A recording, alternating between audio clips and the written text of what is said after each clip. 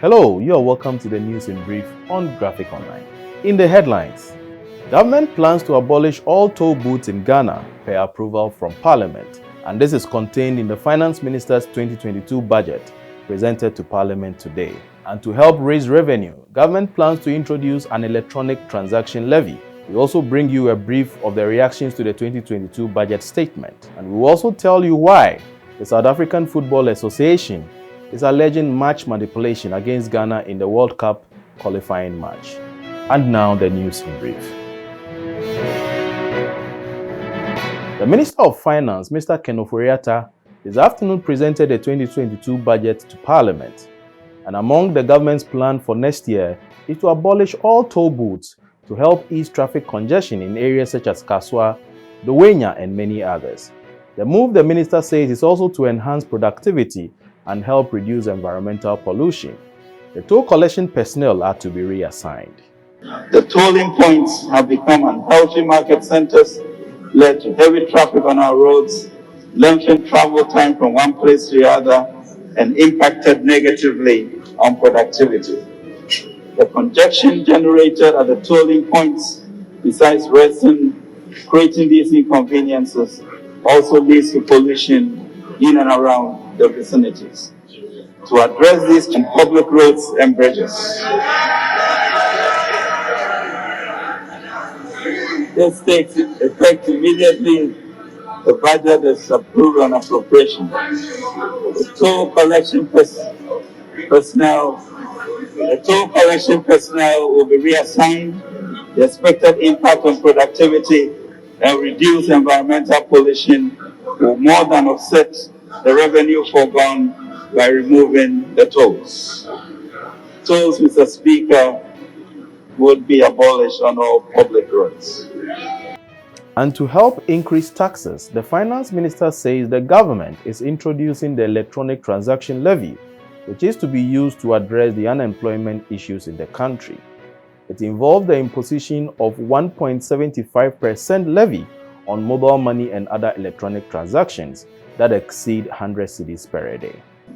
After considerable deliberation, government has decided to place a levy on all electronic transactions to widen the tax net and rope in the informal sector. This shall be known as the Electronic Transaction Levy or e-levy. Mr. Speaker, electronic transactions covering mobile money payments.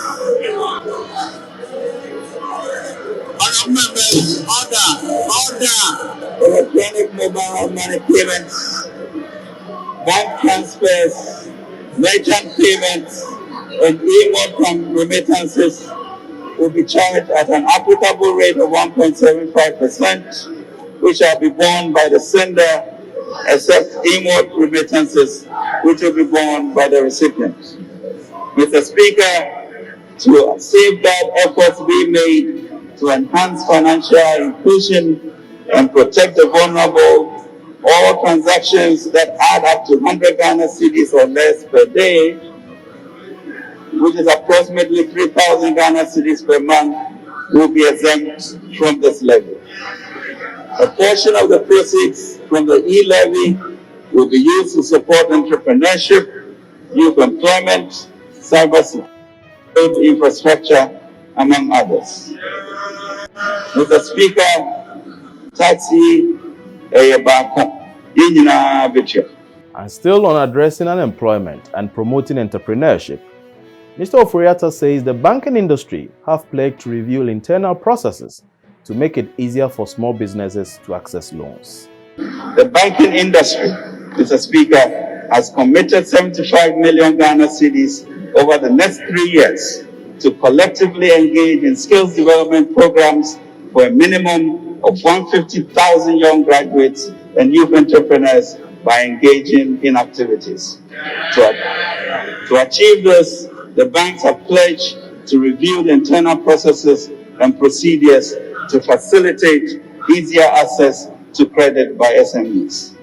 After the presentation of the budget, the minority caucus had this to say. On the 2022 budget statement, Mr. Speaker, Chronoish. The system is hot.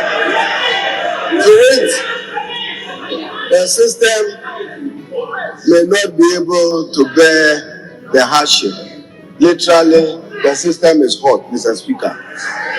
And Mr. Speaker, it's only the Honorable Ken Oforiatta who ironically eases burdens, to quote his words, that they are not, there's no illusion about the suffering of Ghanaians, yet he is imposing further suffering, imposing a 1.75 Momo electronic banking tax.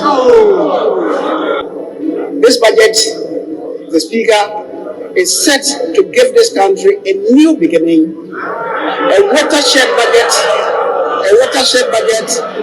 that will mark a new beginning for us as a country, to break away from the past and give Ghanaians a new beginning.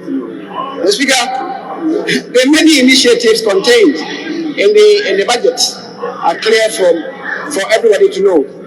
The Speaker, the minister has not shied away from admitting that there are indeed downsides to our development agenda. And away from the budget and in sports, the South African Football Association today gave an update on the complaint it has presented to FIFA about the World Cup qualifier against Ghana. Addressing a press briefing today, President of SAFA, Danny Jordan, said his outfit has complained to FIFA about match manipulation during the Ghana-Bafana Bafana match, which they lost by 1-0. On Tuesday, World Football Governing Body FIFA confirmed that it received a complaint from the association over their 2022 FIFA World Cup qualifier against Ghana, which they lost 1-0.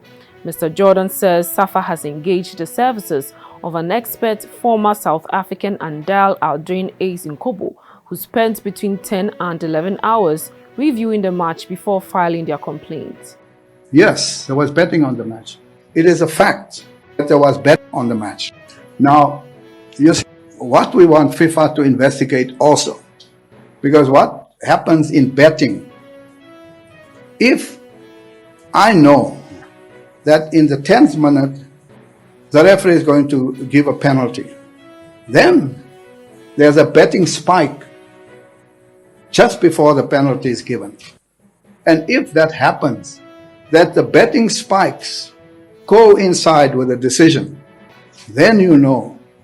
But how is it that there's a betting spike just before a major decision is taken, and therefore people bet? So they knew when to bet. What we must know is that this match was a very decisive match, a very important match. And Ghana had only one option, and that was to win. If they play a draw, they're out. Anything else other than a victory, other than a win, would secure them the next round. And so we're asking FIFA to look at these things, to analyze it, and to let us know what is their understanding of what happened. News in Brief was brought to you by Graphic News Plus. Download your Graphic News Plus now and choose your preferred package daily, weekly, monthly, and annually, and access free news on various interest areas as well. Graphic News Plus, connecting people through news. And as always, thank you for watching. We'll see you again with another edition. Stay safe and protect yourself from COVID-19. For more news, please visit graphic.com.gh and log on to Facebook at Daily Graphic and on YouTube at Graphic GH. I am Enoch Dafa Frimpong. Subscribe now.